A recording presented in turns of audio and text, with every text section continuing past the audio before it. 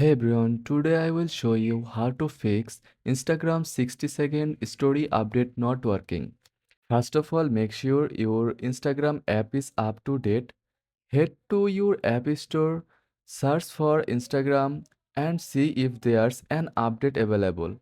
If there is, tap update to ensure you're using the latest version. If the issues persist, try restarting the app or even your phone.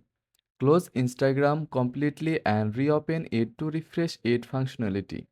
For Android users, clearing the app's cache might help. Go to your phone settings, then scroll down and click apps, then manage apps, then search Instagram and storage and clear cache.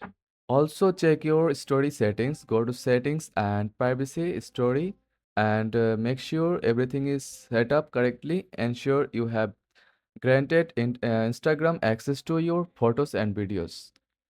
And that's how you can troubleshoot the issue and get back to sharing longer stories on Instagram. Thanks for watching.